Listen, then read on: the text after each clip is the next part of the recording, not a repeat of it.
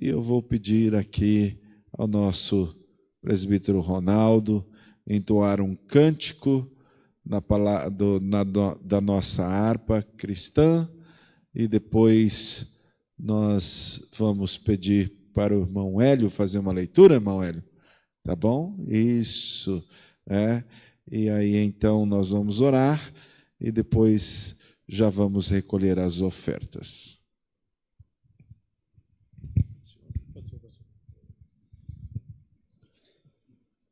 Cumprimento a igreja com a paz do Senhor. Vamos cantar o hino 193.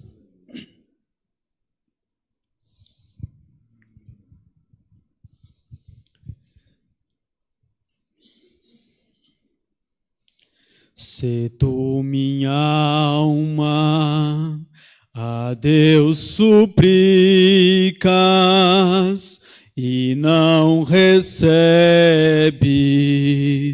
confiando fica em suas promessas, que são muito ricas e infalíveis para te valer. Porque te abates, ó minha alma, e te comoves, perdendo a calma. Não tenhas medo, em Deus espera, porque bem cedo Jesus virá. Ele intercede por ti, minha alma, espera nele com fé e calma. Jesus de todos teus males salva e te abençoa dos altos céus. Porque te abates, ó minha alma, e te comoves, perdendo a calma. Não tenhas medo, em Deus espera, porque bem cedo Jesus virá. Terás em breve as dores findas no dia alegre da sua vinda. Se Cristo tarda, espera ainda mais um pouquinho e o verás.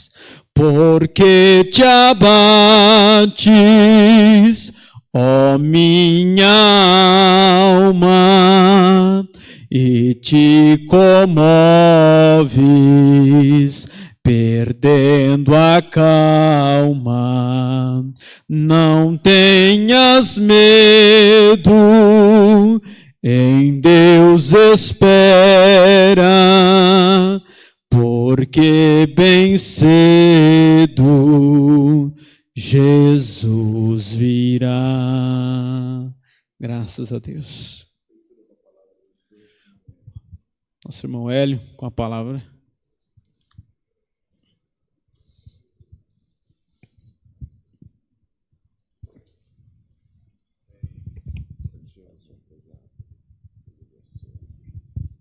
Eu saúdo a igreja com a paz do Senhor, meus irmãos. Amém?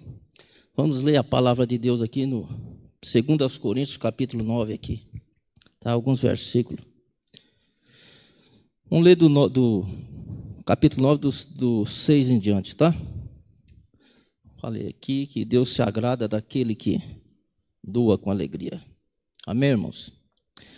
Eu digo isto, que o que semeia pouco, pouco também se fará. E o que semeia em abundância também se fará.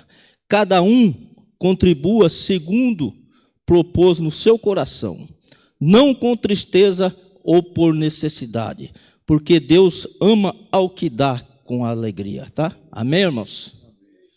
Então, irmão, aqui é uma leitura que Deus nos diz que nós temos que dar com amor, viu, irmão? Com alegria, porque quem vai receber é o Senhor. Né? Então, eu agradeço a Deus por essa oportunidade aqui. Vamos orar, pastor? Então, vamos orar a Deus agora, agradecer a Deus, né? E agradecer por todos os irmãos. Meu Deus, neste momento estamos aqui, Pai, reunidos em pouco, mas o Senhor aqui se faz presente neste lugar, Pai. E estamos aqui, Pai, agora fizemos essa leitura que o Senhor nos dá nessa noite, e que todos aqueles que vão contribuir, Pai, com os dízimos, com as ofertas, que o Senhor possa receber, Pai, e retribuir a cada um segundo o desejo do seu coração, porque o Senhor conhece os que são seus, e o Senhor conhece a cada um de nós, Pai. Esta é a nossa oração que nós pedimos e te agradecemos em teu nome, Pai. Amém. Aleluia.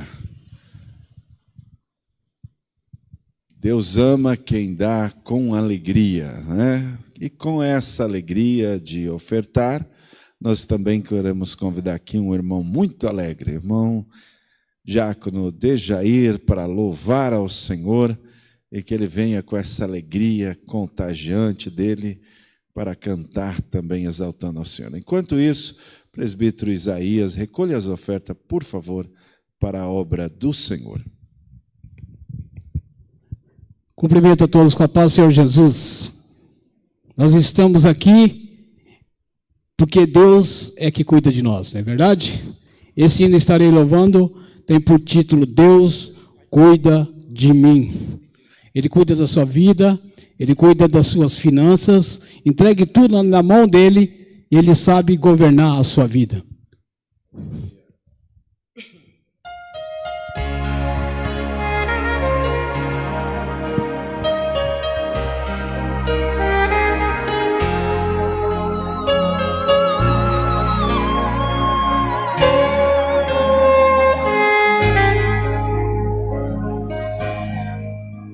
Eu preciso aprender um pouco aqui, preciso aprender um pouco ali. Eu preciso aprender mais de Deus, porque Ele é que cuida de mim. Se uma porta se fecha aqui, outras portas se abrem ali. Eu preciso aprender mais de Deus, porque Ele é que cuida de mim. Deus cuida de mim. Deus cuida de mim na sombra das tuas asas. Deus cuida de mim. Eu amo a sua casa e não ando sozinho, não me estou sozinho, pois sei, Deus cuida de mim. Deus cuida de mim na sombra das tuas asas. Deus cuida de mim. Eu amo a sua casa e não ando sozinho, não estou sozinho, pois sei, Deus cuida de mim.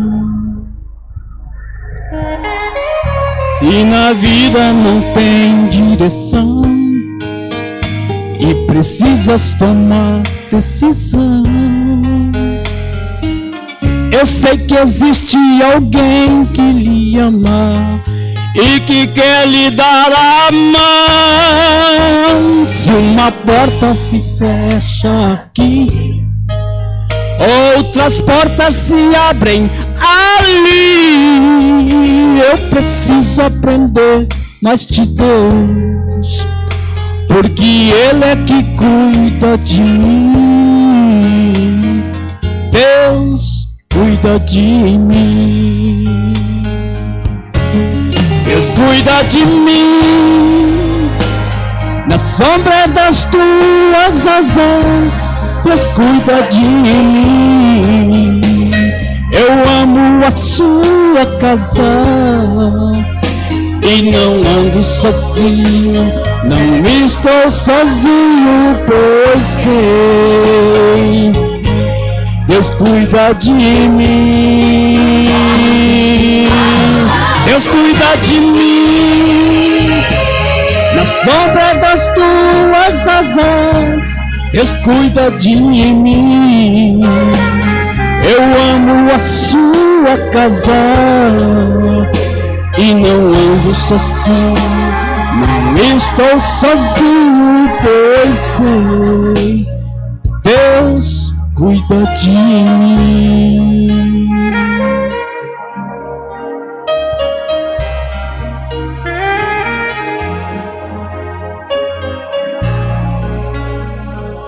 Deus cuida de mim.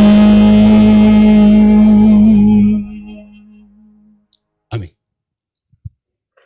Aleluia. Graças a Deus pelos cuidados que Deus tem para cada um de nós.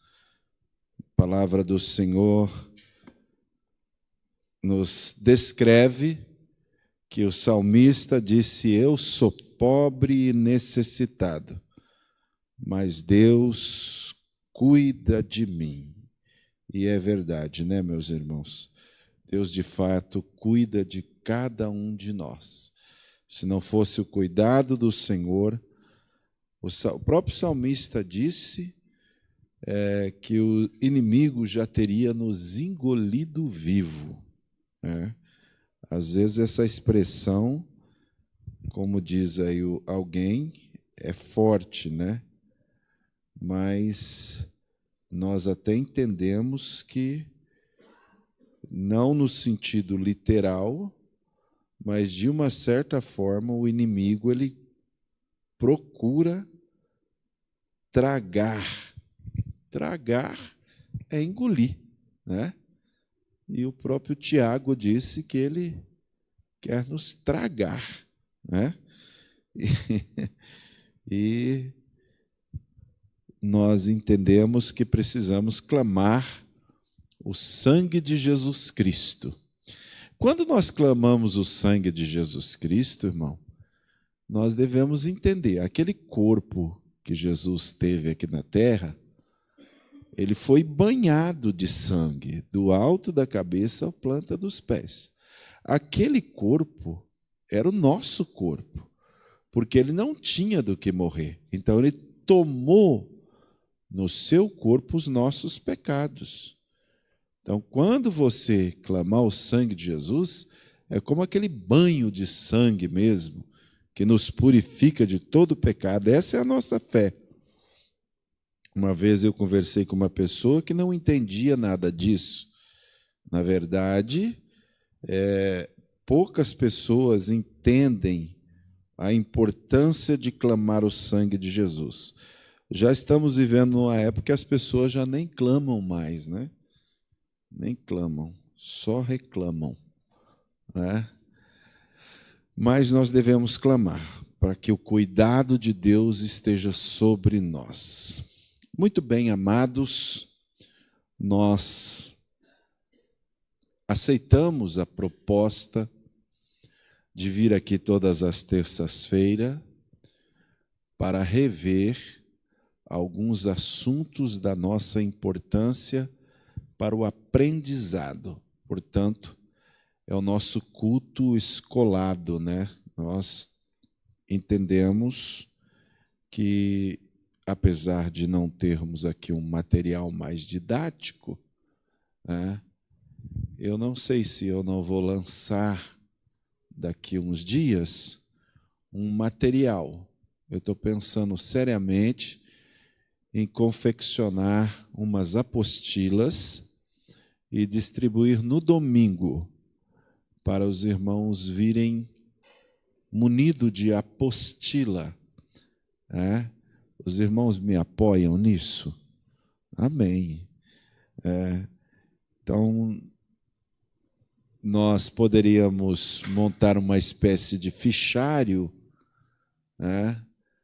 e o fichário é assim, ele, para quem estuda, compra apenas o fichário e aí abre o fichário e vai colocando como se fosse ficha, A gente oferece cada final de semana um roteiro e aí vai agrupando ali para não perder.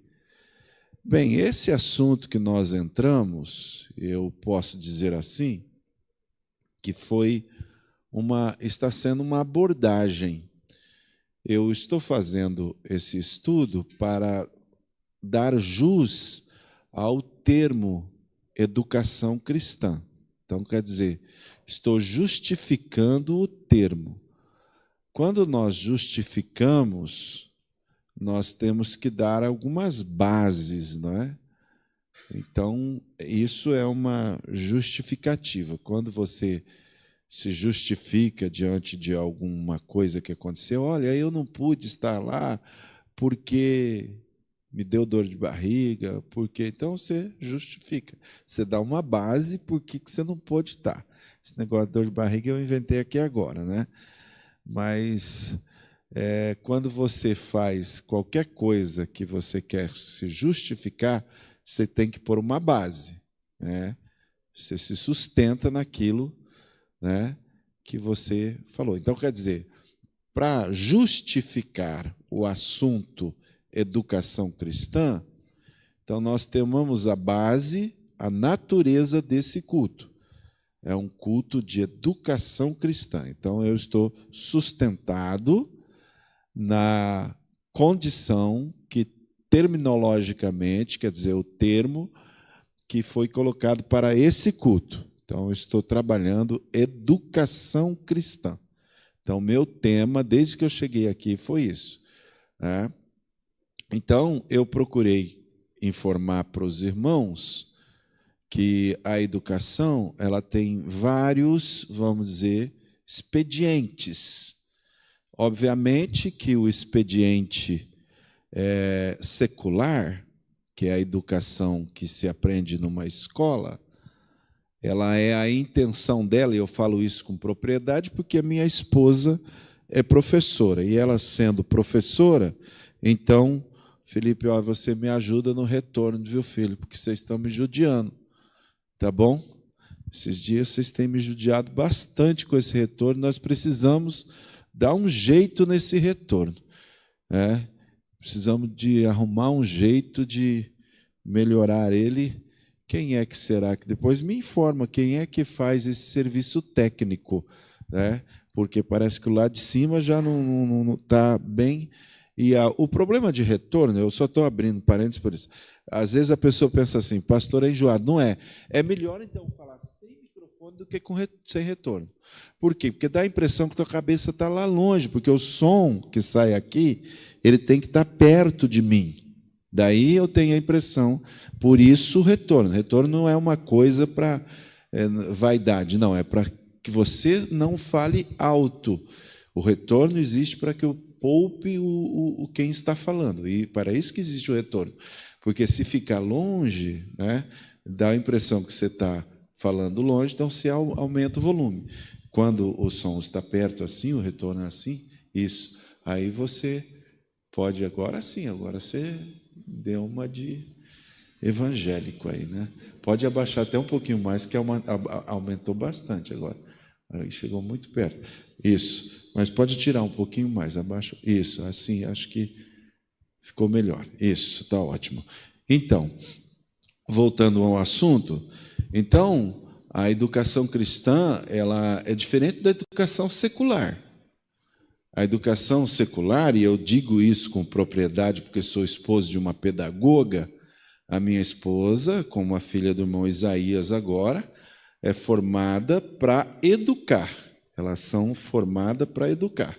Então, a educação, ela tem termos. Por exemplo, um termo da educação chama construtivismo. né? Então, é uma ideia de que a criança de 0 a 3 é um tipo de formação, de 3 a 7 é um tipo de formação, de 7 a 11 é outro tipo de formação. Então, aí são a primeira, segunda e terceira infância. Essa ideia, ela vem dos teóricos como Vygotsky e Piaget, Jean-Claude Piaget, né? Então, como quando a Célia estudou, praticamente eu estudei junto com ela, foi uma época muito interessante, porque quando eu casei, ela estava estudando pedagogia. Então, eu acompanhei todo o estudo dela, porque mulher fala bastante, é uma bênção por isso, né? E, naturalmente, ela precisa tem necessidade de falar mesmo.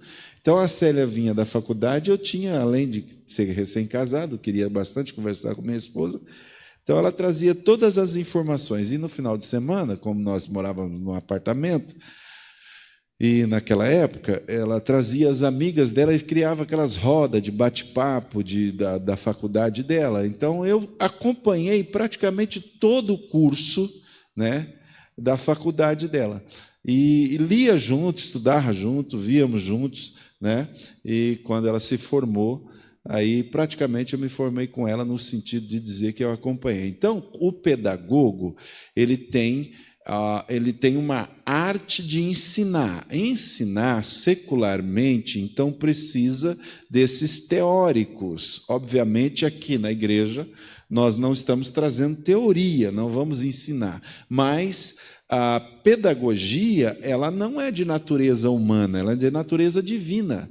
Tudo que Deus faz, Ele ensina. Por exemplo, o Salmo 19 diz os céus, Salmo 90, ou 19, fugiu agora. Os céus manifestam a glória de Deus e o firmamento anuncia das obras das suas mãos. Sem linguagem e sem fala ouve sua voz.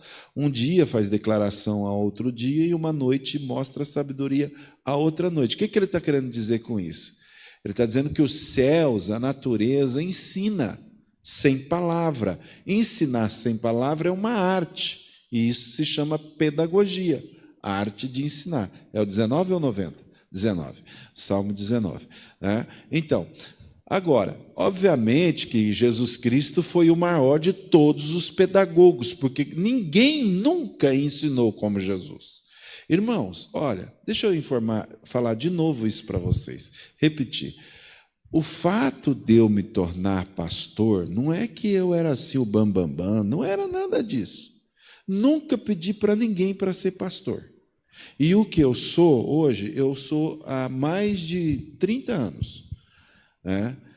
O que me fez pastor foi porque eu amo a palavra do Senhor. Como o Senhor me chamou para ser pastor, eu não mudo a minha natureza. Não sou um pastor assim meio doidão aí que sai, né, caçando dinheiro e fazendo um monte de coisa e não vou criticar também quem faz, porque não sei porque faz, mas eu até para me pedir um sorvete para uma pessoa tenho dificuldade.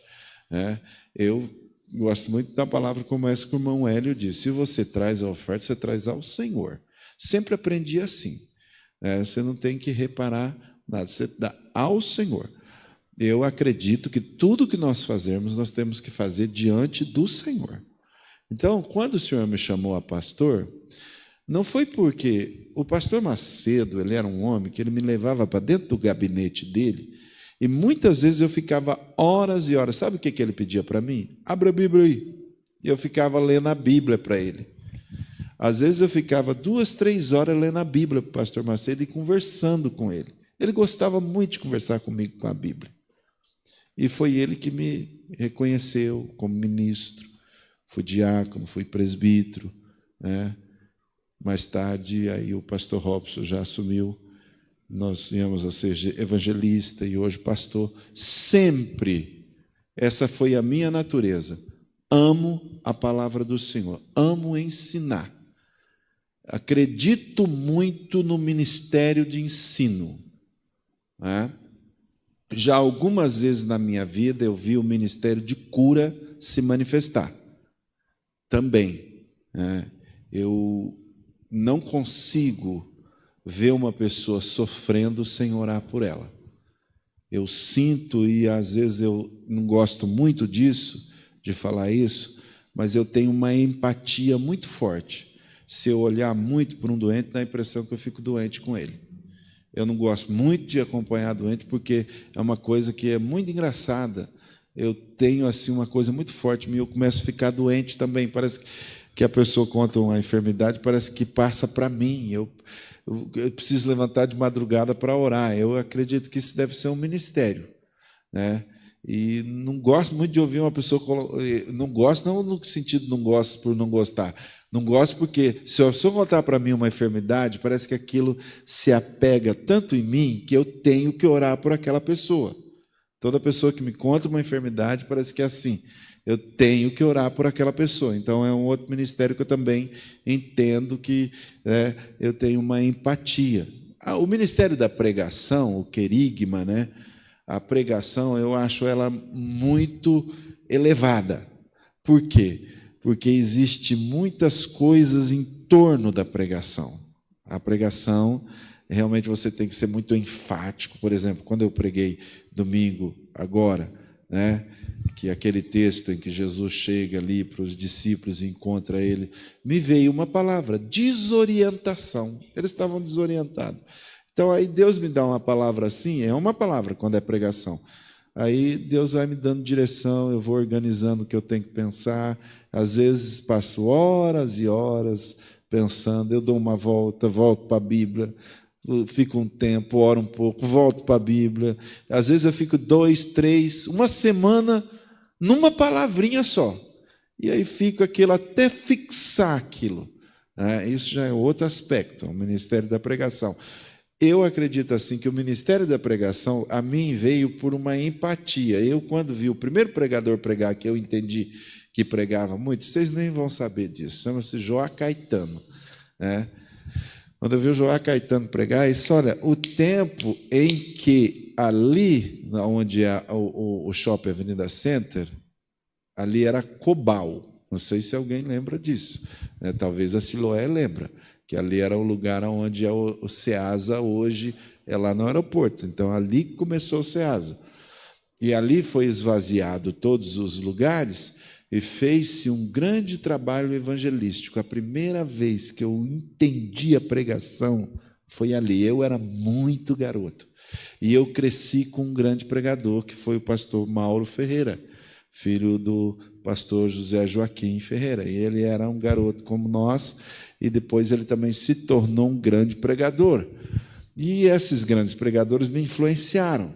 Mas quando eu vi pela primeira vez Gesiel Gomes pregar, eu falei, deve existir algum pensamento por trás desse pregador para ele nortear tão bem a mensagem. Foi daí que eu descobri que existe uma coisa chamada homilética, né? E eu, antes de muita gente, eu comecei a comprar todo livro que eu via que falava sobre homilética, né? Daí a homilética me levou à hermenêutica, que é uma outra arte que é da interpretação. A homilética é da organização, a hermenêutica é da interpretação. E me levou para uma outra área, que era a área da exegese. A exegese, ela analisa a etimologia do termo. Quando você pega a palavra, analisa a raiz dela, a origem, de onde ela veio e tal. Daí eu comecei a ter noção de pregações, né? Estou falando isso aqui, nem sei porquê, né? Sei sim, estou falando porque eu estou dando razão, porque a educação cristã, né? Dando base de justificativa. Então, aí, quando o Senhor Jesus realmente fez sentido a minha vida, porque assim, tudo isso eu aprendi bem novinho. Quando eu tinha 14 anos, eu já tinha um interesse muito grande por pregação, só que daí me veio uma paixão pelo mundo. E a paixão que me veio pelo mundo me levou a ser um mundano no sentido de jovem. E não é que eu era um mundano ruim, é o negócio seguinte, é que eu gostava de ter o cabelo grande, né? E aí a igreja ninguém aceitava, e eu gostava de rock, né? Eu achava muito interessante as letras do Fred Mercury, de AC/DC, Janis Joplin, né? Esses eram os roqueiros da época, né? E eu gostava de dançar. Isso é um mal que eu não sei se eu abandonei tanto, mas acho que abandonei um pouco. Porque assim, eu gostava muito de dançar, né? E achava muito fantástico dançar. Então, nessa época, foi o que me afastou da igreja. Porque eu queria dançar, mas depois essa febre acabou. Por quê? Porque quando eu olhei para o mundo mesmo, eu falei, mas o que eu estou fazendo aqui? Eu não é para eu ficar aqui, não. Foi onde Jesus fez sentido a minha vida. E eu sempre falo, pastor Pedro pregou num dia, que era uma mensagem que saiu assim, ó, e veio ao meu encontro. E foi aonde o Senhor Jesus me alcançou. A partir de então, eu passei a me dedicar à pregação, ao ensino, e eu tive algumas oportunidades na vida, mas uma delas foi inesquecível. Uma vez o pastor, isso eu posso falar olhando para a câmera, o pastor Miguel vai confirmar isso, se vocês perguntarem. O pastor Miguel me levou numa cruzada evangelística em Palmeiras. Deus me deu tanta graça que eu nunca vi acontecer uma coisa como aconteceu. Naquela noite, Jesus salvou 77 pessoas. 77 numa cruzada evangelística. O pastor Miguel fala muito disso em Palmeiras, na cidade de Palmeiras. 77 pessoas aceitaram Jesus com uma pregação, que na época o Senhor me deu aquela mensagem. O resultado é que dessa pregação saiu uma igreja que está lá até hoje, em Palmeiras. O pastor Miguel fala perfeitamente disso, que aquela igreja nasceu de uma cruzada evangelística que nós fomos, e uma das pessoas que acreditava muito no meu ministério, além do meu cunhado, João Rodrigues, foi o pastor Miguel. Só que quando eu casei, eu quis sumir. Quer dizer, achei assim, bom, agora estou casado, vai ter esse negócio de separação ministerial, Vão pensar que eu vou querer ser obreiro, e eu corria desse negócio de terno e gravata, sabe, de ser obreiro. Eu não queria ser obreiro porque eu achava que o obreiro sofre demais, Achava que o obreiro, poucas pessoas são que compreendem um pastor, E eu quis fugir. Quando eu quis fugir, aconteceu um dos maiores desastres na minha vida, que foi a perda da minha primeira filhinha. Quando a Larissa faleceu, Deus usou algumas pessoas. E eu e minha esposa, nós sofremos muito com aquilo. Eu queria, honestamente, irmão, não minto, não. Eu queria ser rico, naquela época. Hoje não. Falei, eu vou trabalhar, eu vou conseguir, tudo era eu, eu vou, jovem, forte, saudável, inteligente, capaz, tudo pela frente, aprendi alguma arte no granito, no mármore e tal, ali jovem, e com aquela perca da minha filha desestabilizou totalmente a minha vida. Eu fiquei muito frustrado. E Deus falava comigo. Eu achei assim, Deus, o que o Senhor está fazendo então? E eu me entreguei. Aí eu fui com uma bicicletinha, e eu falei, já que é para humilhar, então vou me humilhar mesmo. Eu peguei uma bicicleta e comecei a dirigir uma igreja no Ebenezer. Aí a Emily nasceu, eu levava a Emily num bag, que é aquele de amarrar assim, sentava, ela vinha na minha costa que nem um macaquinho, sentava a Célia no guidão da minha bicicleta e ia todo dia naquela igreja dirigir culto, ganhar as almas para Jesus. Só que é muito triste, irmãos, ninguém te reconhece nesse momento. Não me ajudava com um passe de circular. Trabalhei 2 anos. Falei, não, eu preciso conciliar, então, meu trabalho com isso. Aí foi onde eu voltei, trabalhei quase 4 anos na Granacom, para o senhor Pedro Granado, que é hoje dono da Pedro Granado Imóveis, quase 4 para 5 anos. Foi onde, quando eu comecei a dirigir o Quebec. Só que no Quebec, eu ia para o púlpito e ficava assim, ó. Porque os irmãos sabem que uma coisa é você trabalhar o dia inteiro agachado, sentando no piso e tudo, e outra coisa é você subir no púlpito. Eu trabalhava e dirigia a igreja, e ficava pescando que nem um pescador de lambari, né? E ficava lá puxando. Aí minha mulher olhou para mim e falou: meu bem, não é bom o que você está fazendo. Deus deu sabedoria para ela, e nós tínhamos, naquele momento, foi onde Deus nos abriu a primeira porta, tinha uma ajuda de custo. Juntou o que minha mulher trabalhava, eu. Deus me abençoou tanto no Quebec, irmãos, tanto. Foi muito bom. Mas, enfim, o ministério, no sentido relacionado, então, às atribuições institucionais e o reconhecimento, aconteceu de uma forma que até hoje eu não entendo, mas hoje eu sou pastor, pela graça de Deus. Talvez eu precisava falar isso no domingo, né? As pessoas conhecerem mais. E o ministério de ensino, irmão, nunca largou de mim, e nem eu do ministério de ensino. Eu amo profundamente o ministério de ensino. Eu amo. Os irmãos não têm noção do amor que eu tenho pelo ministério de ensino. Eu sou fascinado, posso dizer assim. Eu li já algumas centenas de livros, li teólogos como atuais, como Karl Barth, Paul Tillich, li teólogos não das nossas confissões, já li teólogo católico, já li as dogmáticas de luteranos.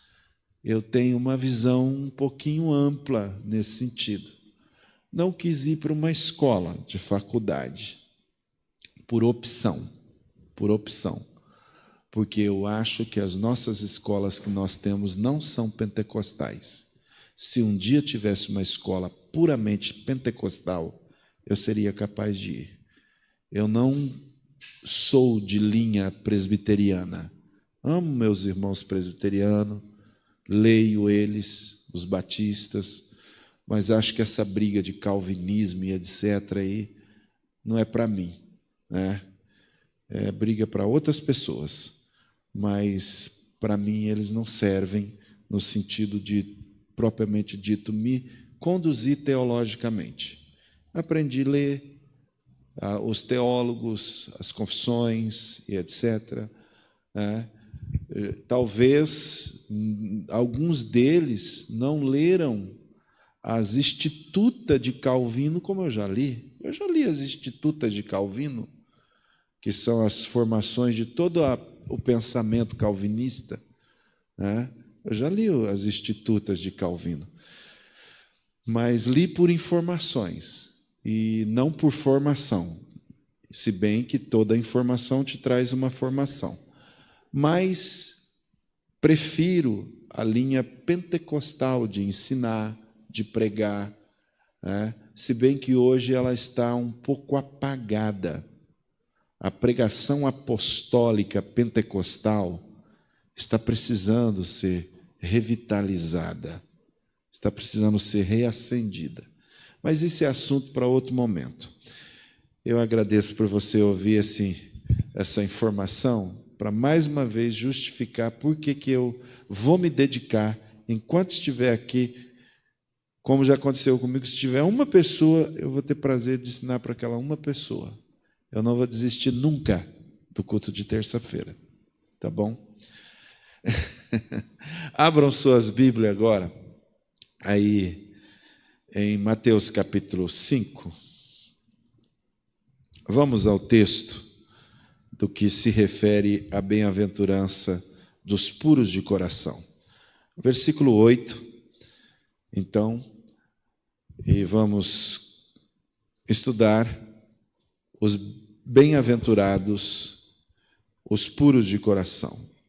Versículo 8 diz assim: bem-aventurados os puros de coração, pois verão a Deus. Vamos todos dizer juntos esse versículo? Bem-aventurado os puros de coração, porque verão a Deus.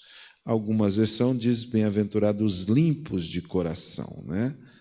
Bom, O que nós já vimos até agora aqui nesse sentido do ensino de Jesus? Ele está numa montanha, é o Sermão do Monte. Ele está numa posição em que os demais estão como se estivesse numa escada, para o som da sua voz ser levado àquela multidão, como diz o versículo 1. Então, por isso, o Sermão do Monte. Ele assenta, porque todo verdadeiro mestre, ele se assentava, né, para ensinar. Ele começa dizendo dos humildes ou pobres de espírito, porque deles é o reino dos céus. O que é ser humilde? O que é ser pobre de espírito? Em resumo, irmãos, é reconhecer que diante de Deus nós nada somos, nós nada temos. Em nós mesmos, nós somos pobres.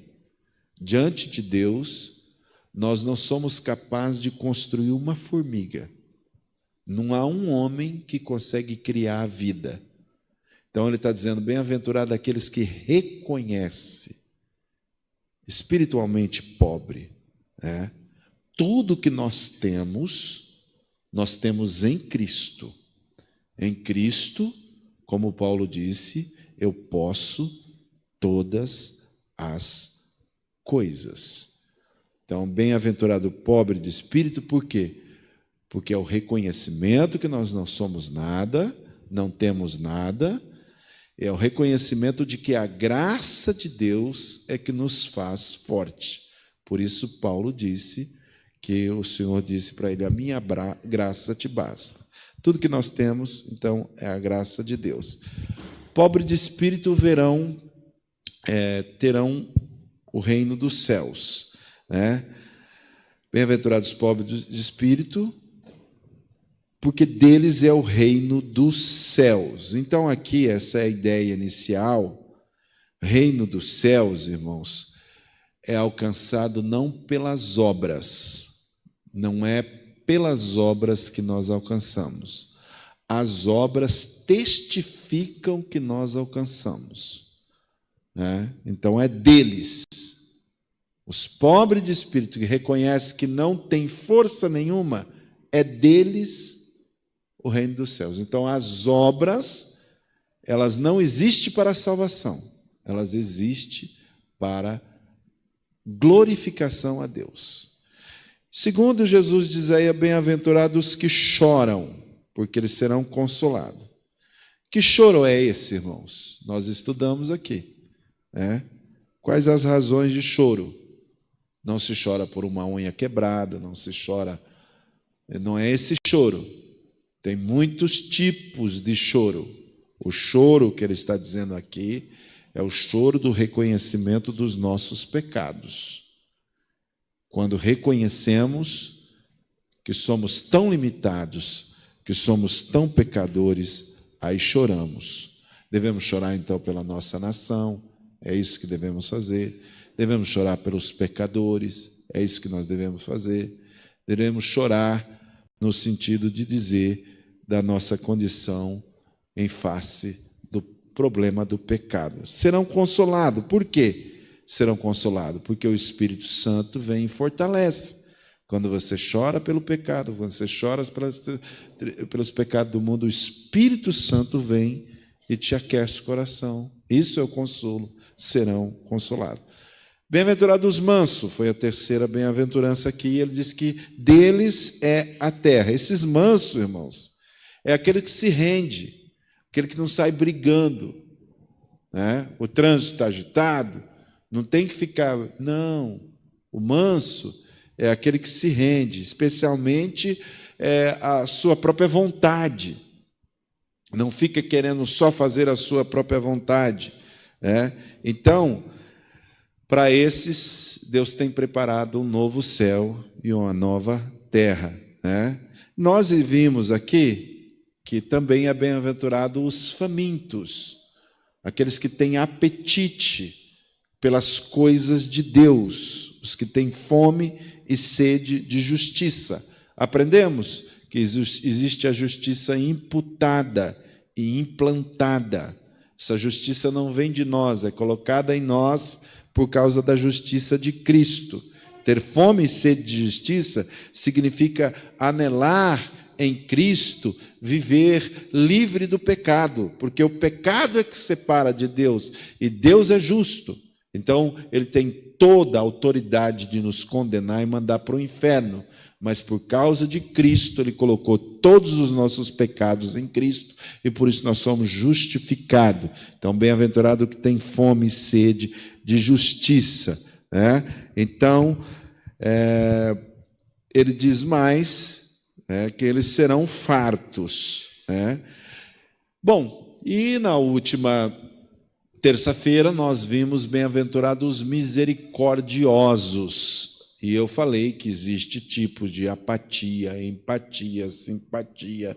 São pessoas que relacionam com o outro, mas o que nós devemos ter não é a questão da linha psicológica.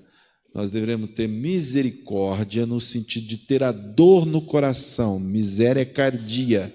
É sentir no nosso coração o que Deus está sentindo pelo outro, né? E esses alcançarão as misericórdias. E eu falei muito abertamente sobre misericórdia, né? A extensão da misericórdia, falei muito sobre isso, então, só para recapitular. Tendo feito esse exercício de recordação, passamos agora a considerar essa bem-aventurança aí do versículo 8 que temos diante de nós. Bem-aventurado os puros de coração. Digam, puros de coração.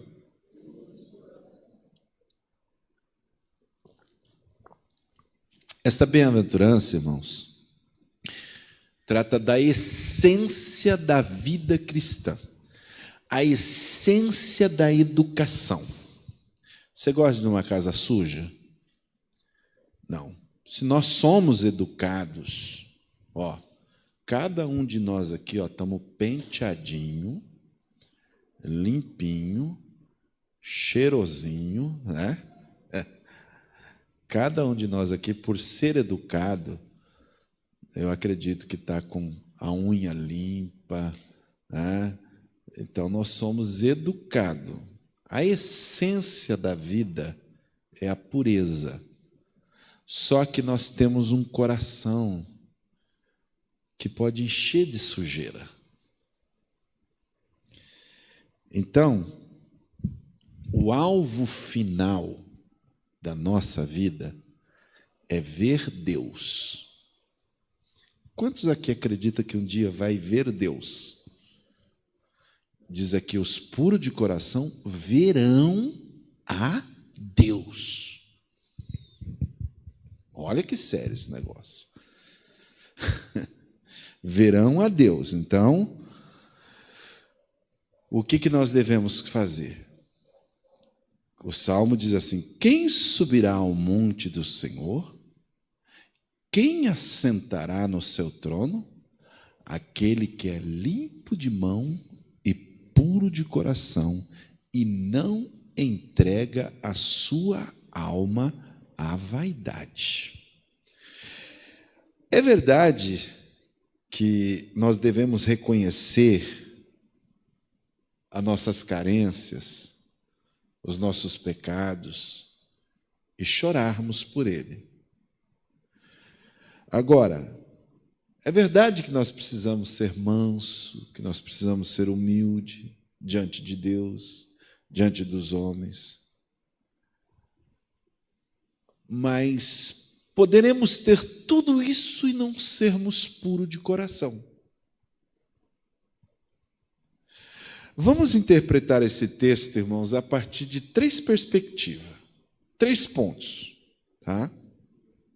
Primeiro ponto, vamos entender o que é essa pureza aqui. Como é que se cultiva uma pureza? Como é que se pratica uma pureza?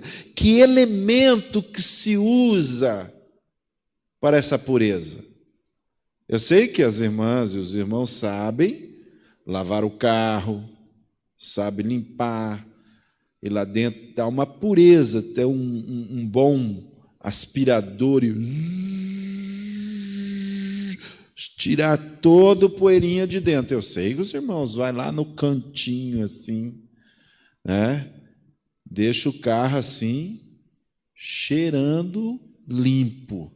Sei que as irmãs, quando vão limpar a casa, né, usa produto lá, né, que é aqueles bem, vamos dizer assim, propagado como produtos bons mas e por coração? Como é que se lava o coração? Como é que se limpa o coração? Em primeiro lugar, o que é coração? Coração, irmãos, não é isso aqui é do corpo. É o centro que pulsa do nosso coração, que bomba, e aí vai as veias e o sangue vai e volta. Ele está lá bombando. Nós não estamos vendo, mas ele está lá. Ele precisa de sangue puro. E o sangue não pode ser sujo. Sangue sujo faz mal para o coração. Qualquer coisa que não seja pura para o sangue rejeita. O sangue tem um aquecimento fantástico. Ele purifica. Um dia ainda quero falar sobre o sangue purificador. Tá? Mas o coração aqui não indica essa bomba. O coração é o centro da nossa personalidade. É o âmago da vida. É a sede dos nossos afetos, das nossas emoções. É por onde se estabelece os critérios da razão e da consciência. Então, nas Escrituras, quando fala de coração, inclui mente, emoção, vontade. Quando fala de coração, fala do ser na sua totalidade, aonde acontece a vida, aonde você realmente aceita ou rejeita as coisas. Se você é alguém que abre uma internet e aceita as piadas, o teu coração da vida espiritual pode estar contaminado. Coração, então, é a sede da nossa razão, das nossas emoções, do centro da nossa vida. Jesus está falando aqui que que esse coração precisa de pureza para ser feliz, para ser bem-sucedido, para ser bem-aventurado. Então, todos os nossos pensamentos, todas as nossas emoções, todas as nossas motivações, todos os nossos desejos, tudo que há em mim deve bendizer o seu nome. O coração, então, no sentido bíblico, não está falando desse músculo. Está falando do âmago da vida, o centro da vida. O coração, ele é, no âmago da vida, ele é a fonte das dificuldades também. Por quê? Vamos olhar aí um pouco a Bíblia, Mateus capítulo 15, versículo 19. Jesus esclareceu isso, irmãos, muito obviamente, porque ele diz assim: do coração, no versículo 19, procede os maus desígnios, homicídios, adultérios, prostituição, furtos, falsos testemunhos e blasfêmia. É um erro nós pensar que o mal está fora do ser. Por exemplo, tem gente que acha que vai santificar uma casa dizendo: irmã, você tem que tirar aquela bonequinha dali porque ela está fazendo mal. Não. Boneca não faz mal para ninguém, não. Irmã, você tem que tirar aquele o mal não está numa imagem, seja do Exu, seja de quem for, seja de qualquer imagem dos 7 não sei o quê, e do tranca não sei aonde, do Zé não sei que pilintra, seja qual for. O mal não está naquilo, está no coração da pessoa. O mal não está fora do ser, não há mal nenhum. Está no ser que faz aquilo. Não há mal nenhum numa pedra, não há mal nenhum. Não, o mal está no coração do ser. Não há mal fora do ser. Eu queria que você dissesse isso. Diga comigo, não há mal fora do ser. Uma faca, por exemplo, ela é mal? Não. Como diz o nordestino, né? Peixeira. Dá para pegar um peixe assim, dourado mesmo, né? Dá para pegar um pacu daquele, abrir o bicho no meio assim, ó. Abrir que nem um livro, botar um monte de sal, pegar uma grelha daquela de apertar ela assim, pôr lá no fogo e deixar um tempinho, depois você pega o pacozinho assim, rapaz, a peixeira faz um sucesso. A peixeira. Mas o peixeira, para mim, que quero ter um coração puro, é para um bom churrasco, né? Mas a pessoa pode ter um coração mau e falar cabra da peste, né? E querer fazer mal. Por quê? Porque o mal não está no elemento, está no coração. E Jesus, então, decifrou, disse, é desse coração que procede, inclusive, homicídios, maus desígnios, adultérios. Há um mal, por exemplo, vamos dizer, em mulher, já que sou homem. Todas as mulheres são mulheres. A minha mulher, ela deve ser o dono do meu coração. A ela eu devo dedicar amor. As outras mulheres eu devo ter respeito, consideração. As outras mulheres eu devo tratar como irmãs, na melhor condição, como amigos, amigas.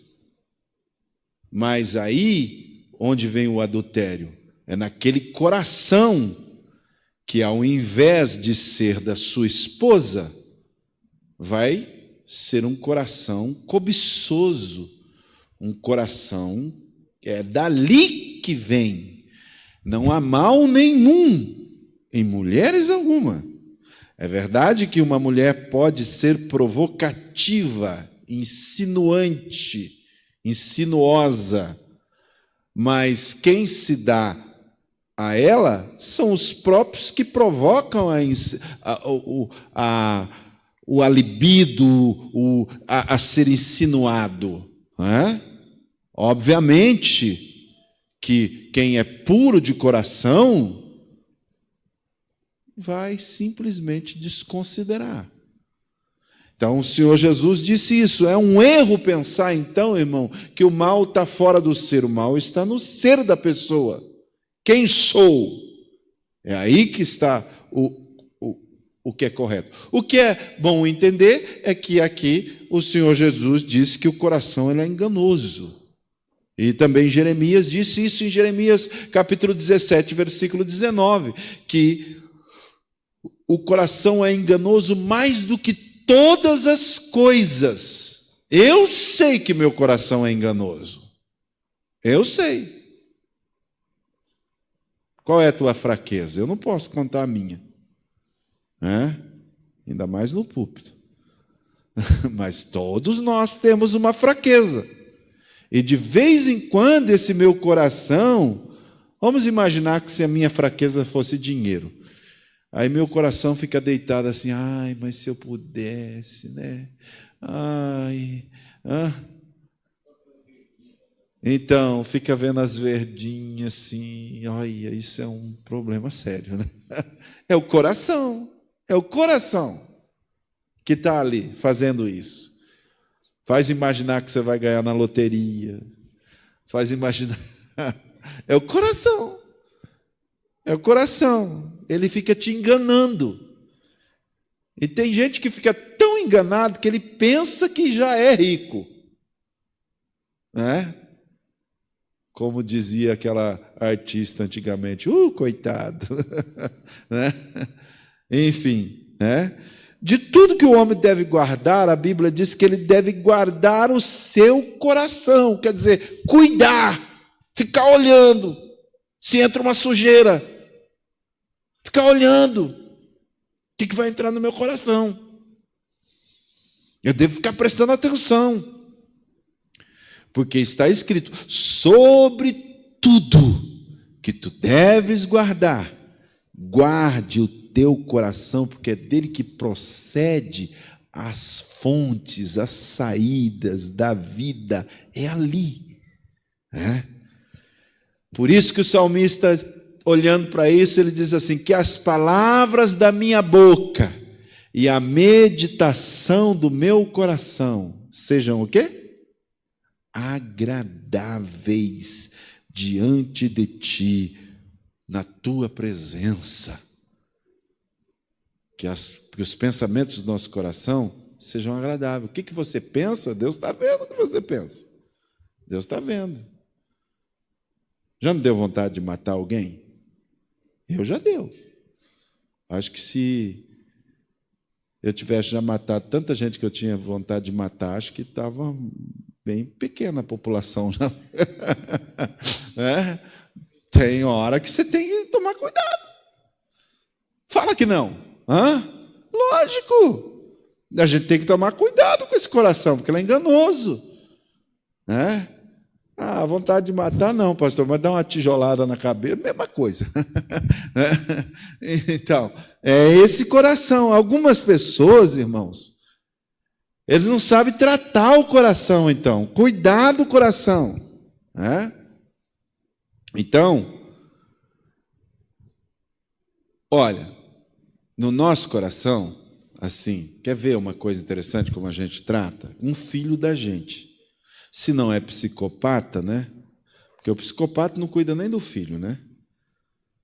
Mas o filho da gente a gente trata com tanto coração, né? Fico vendo essas mães, dá banho, trata, penteia, sabe? O filhinho é terrível, ela está ali, meu filhinho. Por quê? Porque o coração dela é bom.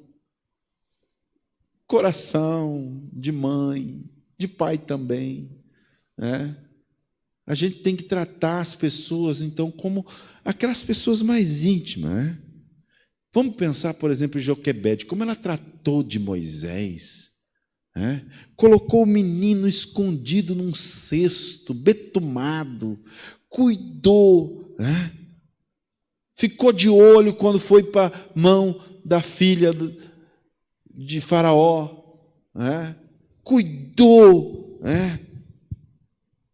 sabia que ele estava bem alimentado. Assim, irmãos, é o coração. Coração pode ser ruim? Pode. Coração também pode ser bom. Então a gente tem que tomar cuidado, refrear as coisas ruins. E assim como para um filho, nós devíamos tratar tudo e a todos com amor, porque a Bíblia diz: ame. É isso. A gente tem que tratar tudo da casa do Senhor. Esses dias, vocês viram? Limparam, cuidaram. Amor, cuidado, zelo, capricho. É o coração. Quando a gente faz as coisas com bom coração, não é uma benção, irmã Ima?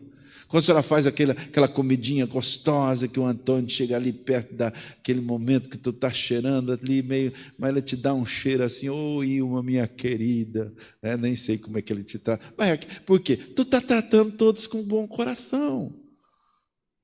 Então, coração é isso, Agora, por que Jesus disse assim, bem-aventurados puros? Porque a pureza, irmãos, ela é um princípio. Pureza é norma, é diretrizes. Então, a pureza, então existe essa pureza exterior, pureza aparente. Essa pureza aparente, exterior, É o que aconteceu lá na casa de Jessé, quando Samuel chegou e disse que ele vinha ali para ungir um rei. E Jessé mandou trazer. E como é que acontece? Começou a passar o mais bonitão, não é esse. Grandão, não é esse. Elegantão, não é esse. Não é esse, não é esse. Acabou tudo, seus filhos? Não. Tem um lá. Por quê? Porque Deus disse assim: olha, Samuel, o homem vê o quê? A aparência. Eu vejo o quê? O coração. Olha como Deus sabe das coisas, irmão. Não adianta. Deus conhece o nosso coração. Quantos podem glorificar a Deus por isso? Sabe, Deus conhece o nosso coração. Então Deus vê. E aí, quando veio Davi, aí eles sentaram, agora vamos comer, porque está já na minha presença o futuro rei de Israel. Porque Deus conhecia. Por quê? Diz assim: achei um homem que é segundo o meu coração. Achei Davi. Igualzinho o meu coração esse. E Davi foi ungido rei, porque Deus conhecia o coração dele. Sabe por que eu estou aqui, irmão? Porque Deus conhece o meu coração, por isso que eu vim aqui para Morangueira. Deus sabia exatamente como nós íamos nos dar. Deus conhece. Não é à toa, irmãos, que a gente é chamado para ser ministro. Deus que coloca obreiro na igreja. Você pode glorificar Deus por isso? Aleluia, porque Deus conhece o coração. Então, Jesus disse assim: não adianta nada limpar o exterior do copo e deixar sujo dentro. Por que ele estava dizendo isso? Porque daí os fariseus vinham assim, a gente não é fariseu não, mas é quase, né? Tudo muito bonitinho, né? Mas lá dentro ele falou assim: olha, vocês são muito bonitos por fora, mas por dentro vocês são um sepulcro caiado. Gente, foi Jesus que disse isso, está registrado em Mateus capítulo 23, versículo 25 a 27. Por quê? Porque 23, 25 e 27. Porque ele só cuidava de aparência. Então, por que a pureza deve ser principalmente no coração? Porque o exterior só mostra aparência. O coração, por que deve se limpar o coração, então? Porque o coração, diga assim, porque o coração é o lugar da morada de Deus. Opa! Se eu cuido da minha morada, um dia vocês vão subir ali na casa. Eu estou fazendo uns negócios lá por dentro, já faz uns 2 meses. Né? Eu quis fazer e ponto. Né? É meu lugar, eu vou morar ali. Né? Aí, fazendo umas decoração lá. Eu gosto. Lugar da morada da gente. Lugar da morada da gente. Não é gostoso a sua casa? Hã? Agora, como é que Deus se sente no teu coração? É sério? Por que a pureza deve ser principalmente no coração? Porque é a morada de Deus. Efésios capítulo 3, versículo 17. Quem vai ler rapidamente para mim? Efésios 3 e 17.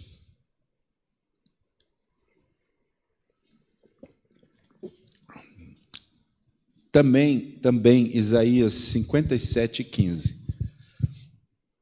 Acha Efésios 3 e 17, leia, que eu vou ler aqui Isaías. Pode ler.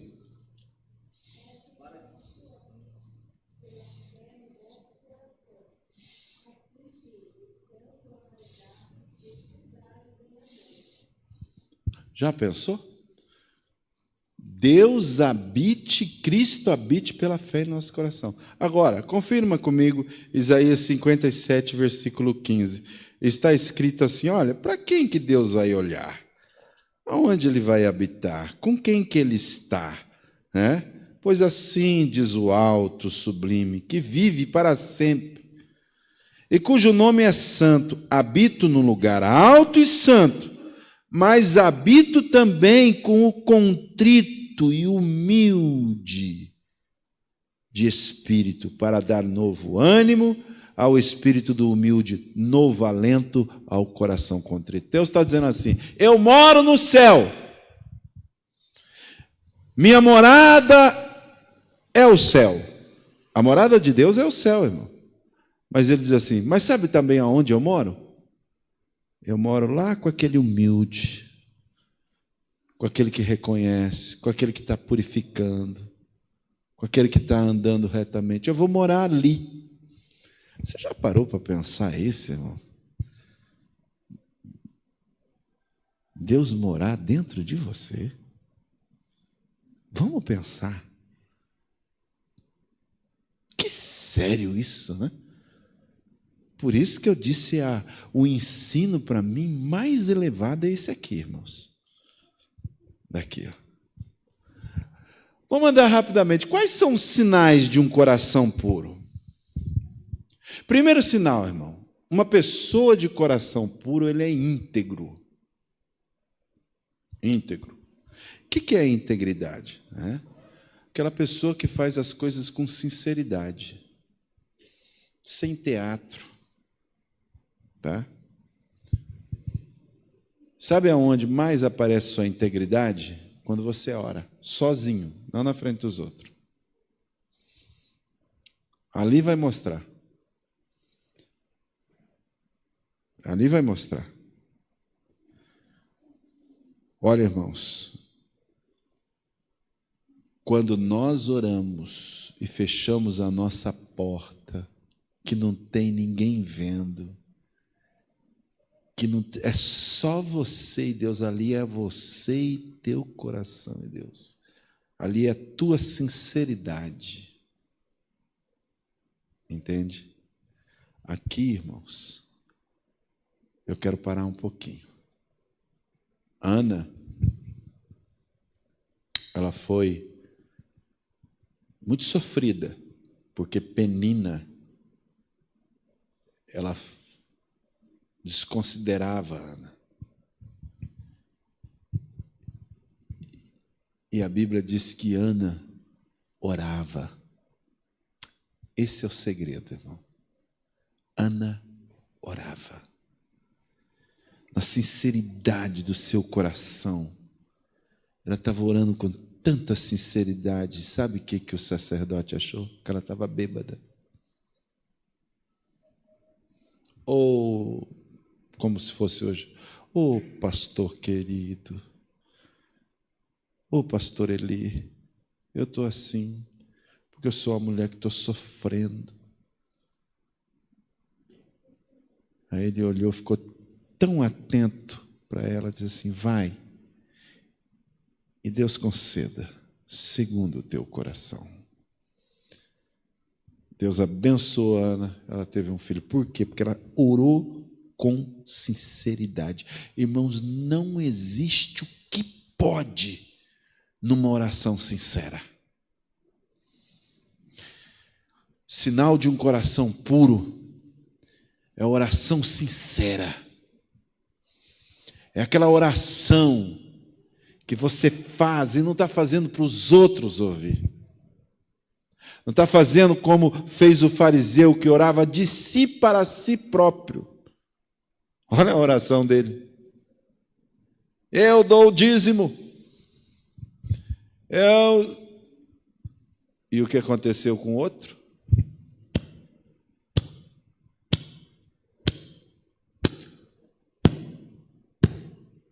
Tem misericórdia de mim, Senhor. E os dois saíram do templo. Qual foi o que foi ouvido? Não foi aquele que dizia que fazia. Foi aquele que malemar dizia, mas dizia, com coração puro. Coração sincero, irmãos, é muito mais do que quando os lábios cantam. Porque está escrito que Deus reclamava do povo de Israel e da liturgia de Israel, dizendo: esse povo me honra com os seus lábios, mas o seu coração está longe de mim. Deus ama o coração quebrantado, coração sincero. Qual que é o sinal de coração puro? Coração puro é aquele coração que evita a aparência do mal. 1 Tessalonicenses capítulo 5, versículo 22. Nós encontramos o apóstolo Paulo aconselhando a igreja de Tessalônica a afastar-se de toda, não é pouca coisa não, hein? Toda aparência do mal. Capítulo 5, versículo 22, ele diz isso assim, olha: afastem de toda forma do mal. Coração sincero não fica flertando com o pecado, abraçando o pecado. Coração sincero não vive na zona de perigo. Coração puro, irmãos, é um coração que evita a aparência do mal. Não fica paquerando a tentação. Não. Foge, como José fez, fugiu do pecado. Vamos a mais. O que significa, então, essa pureza do coração? Vamos, em primeiro lugar, analisar a pureza primitiva, a origem de toda a pureza. A Bíblia diz assim: Deus é luz, e não há nele sombra alguma. Vamos falar aqui por a pureza primitiva. Nós temos aqui lâmpadas, mas o que está aqui no ambiente é luz. A luz, ela não aceita impureza ao ponto de, se no meu óculos tiver um pinguinho de qualquer... eu estou vendo aqui um fiapinho. Por quê? Porque a luz, ela não aceita impureza, ela mostra. E ninguém pode manchar a luz. Eu posso jogar um monte de tinta na luz, ela não pega. A luz não aceita sujeira. Isso se chama pureza primitiva. Aonde Deus habita? Numa luz. Quando você quiser ver Deus na Bíblia, você não vai ter uma definição de Deus. Diga definição. Isso aqui é teologia, tá bom? Vou lançar a mão de teologia agora. Deus não se define. Definir é dar fim. Definir. Não tem como. Deus se descreve. E a descrição de Deus é essa: Deus é luz. É uma descrição. Isso se chama pureza primitiva. Depois da pureza primitiva, vem a pureza criada. Tudo que Deus fez é bom. Não há nada no mundo impuro. Tudo é puro. A criação é pura. E a Bíblia diz que todas as coisas são puras para os puros, mas nada é puro para os impuros e infiéis. Então Deus criou a pureza. O homem, por causa do pecado, contaminou a criação de Deus. Mas o homem, Então existe pureza primitiva, pureza criada, pureza final. A pureza final é a pureza da glorificação. Porque mesmo que haja impureza no mundo, Deus está convergindo todas as coisas em Cristo, e tudo vai passar por Ele, e Ele vai purificar todas as coisas. Ele vai purificar todas as coisas, e no ponto final de todas as coisas purificadas, então vai ter a glorificação. Quando então vai separar os bodes das ovelhas, os sujos dos limpos, e aquele que é limpo, limpe-se ainda, e o que é sujo, suje-se mais, porque ele vai continuar se sujando, mas ele vai separar. Então Deus vai ter para si os puros, e verão a Deus, os que se santificaram em Cristo. Isso se chama glorificação. Existe também a pureza posicional. A pureza posicional é aonde eu me posiciono. Se eu me posicionar no mundo, eu sou mundano. Então eu vou fazer o que o mundo faz. Qual é a minha posição agora? É estar em Cristo. Esta é a minha posição e tua. Isso é pureza. Em Cristo, irmãos, eu posso conversar com quem quer que seja, aconselhando, orientando em Cristo. Por isso que leve sério o pastor. Mesmo que a gente de vez em quando brinque um pouco, porque a gente também não é tão mal-humorado, mas a gente tem que levar tudo a sério. Por quê? Por causa da pureza. Qual é o sentido bíblico da palavra pureza? Por exemplo, o sentido comum da palavra. Essa palavra, irmão, ela é designada no sentido de aquilo que tira-se o essencial. Ou seja, esse é o sentido bíblico. Tirar a escória. Esse é o sentido bíblico. É como quando lava a roupa, né? Tira-se o quê? Qual é o objetivo de lavar a roupa? Não é desgastar a roupa. Se você não sabe lavar roupa, não é eu que vou ensinar, mas qual é o sentido? A ideia é sempre tirar a sujeira. Não é, eu estou nervoso. Não é assim que se lava a roupa. Se lava a roupa com calma e tranquilidade para tirar a sujeira. O objetivo é tirar a sujeira. O sentido bíblico aqui, irmãos, então é esse. Bem-aventurados puros não é com raiva. Eu estou com raiva desse pecado, eu estou com raiva. Não é assim. Não faça nada com raiva.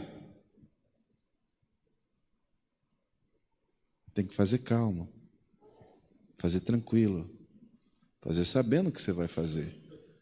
E assim com o coração também. Um pregador que acha que vai purificar a igreja com raiva, ele desce a lenha e pensa que vai trazer pureza. Não é assim. Agora vocês vão me ouvir. E lá vai o pregador, chega a lenha. Não é assim que sai santificação, não. Tem que olhar para a igreja, irmão. Olha, e como eu olho assim, quando é a ceia, por exemplo, fico pensando, meu Deus, somos santificados.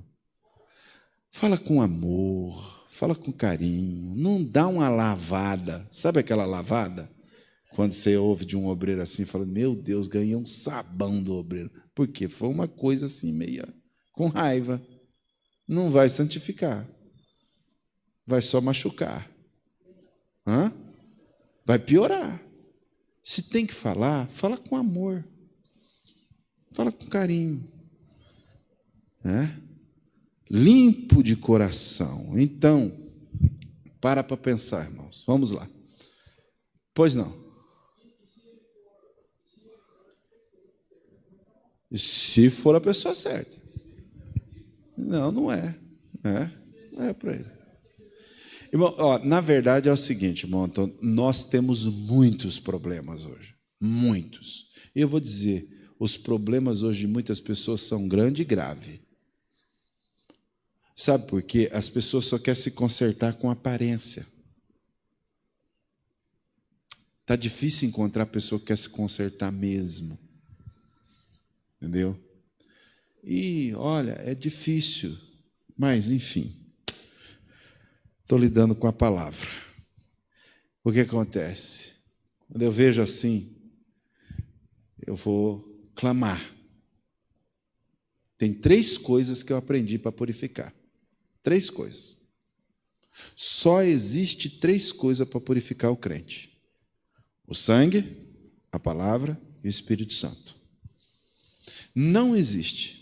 Assim como se lava a louça. Só 3 coisas existem. A água, o sabão e o esforço. Só esses 3 elementos. Você usa a sua força, você usa a água e usa o sabão. Esses 3 elementos. Não existe nenhum outro elemento que santifica, irmão. Só o sangue é o sabão. A água é a palavra. O esforço é o Espírito Santo. Também não é eu que santifico. Eu vou, daí, orar.